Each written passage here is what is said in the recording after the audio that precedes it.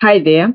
In this video, I'm going to break down how gut dysbiosis is actually the real sickness behind high blood sugar. I will also share 4 simple but powerful steps you can take to heal gut dysbiosis.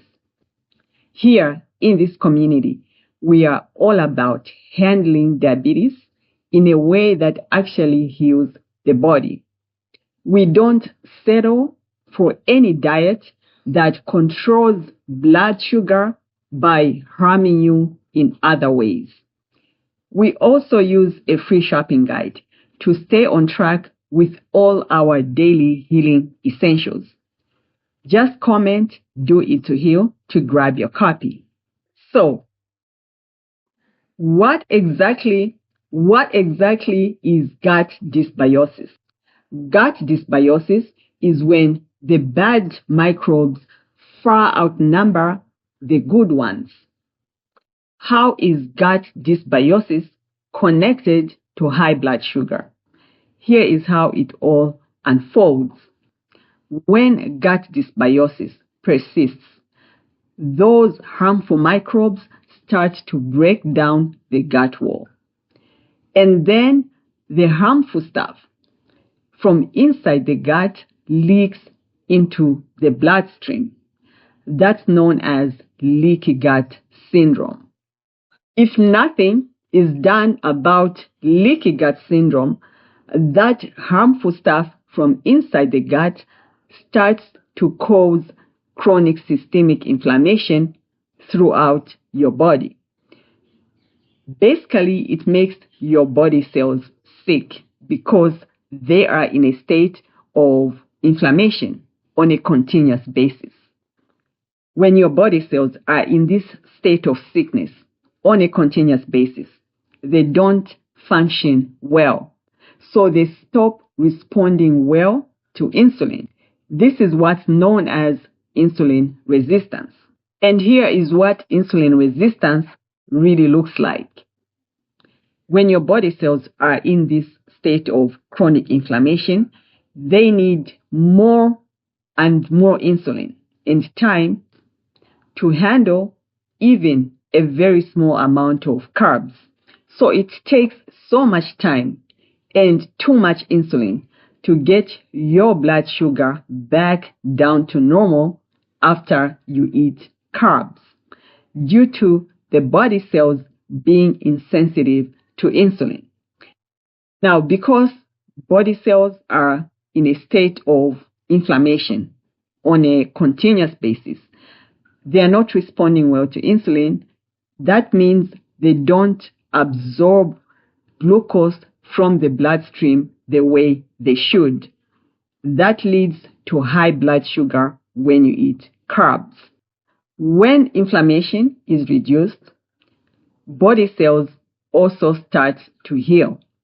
So they are basically healing as a result of reduced inflammation.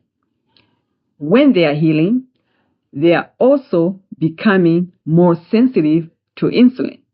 Your body cells need less insulin and less time to bring your blood sugar back down to normal, even after eating more carbs. Now, let's talk about diet and how it affects gut dysbiosis. A diet rich in a variety of whole plant foods can heal gut dysbiosis because it's rich in fiber and antioxidants. Fiber is food for the good microbes. It also helps them grow and thrive. Antioxidants reduce gut inflammation and create the right pH setting for the good microbes to grow and thrive. But to support a diverse population of these healthy gut microbes, you need to eat a wide variety of fiber from different whole plant foods. You may be wondering why this is the case. Each type of healthy gut microbe likes to feed on a certain type of fiber.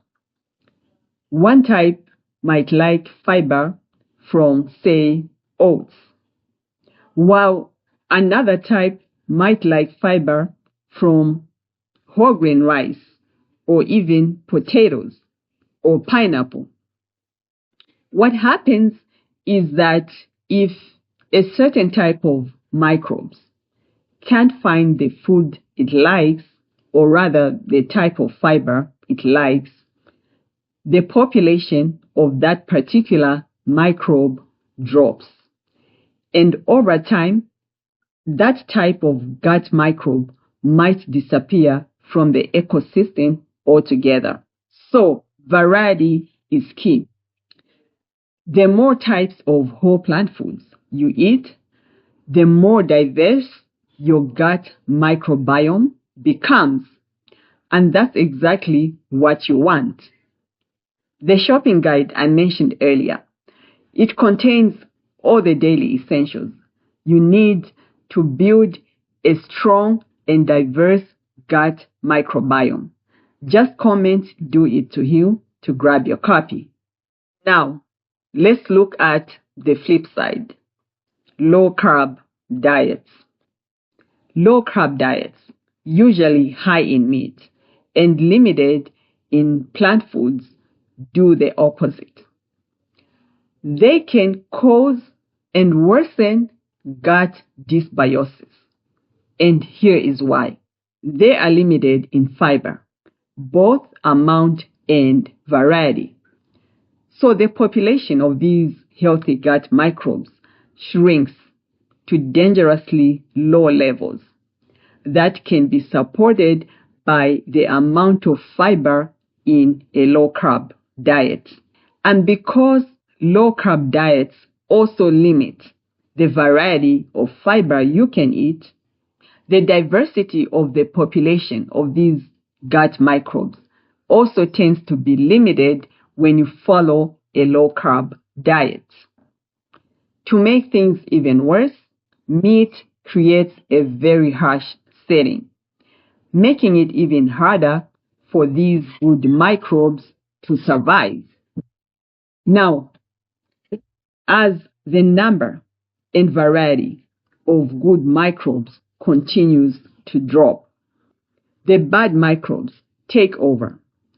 They grow out of control and eventually far outnumber the good ones, leading to gut dysbiosis. Gut dysbiosis is the real sickness behind high blood sugar. Here are 4 simple steps you can take to heal gut dysbiosis. Number 1, eat a variety of probiotic-rich fermented foods. Number 2, build your meals around a variety of whole plant foods. Number 3, avoid low-carb diets. Number 4, comment "Do It to Heal" for a free shopping guide that walks you through all the essentials you need to heal gut dysbiosis. Remember, in this community, we don't just chase numbers, we are doing it to heal. I'll see you in the next video.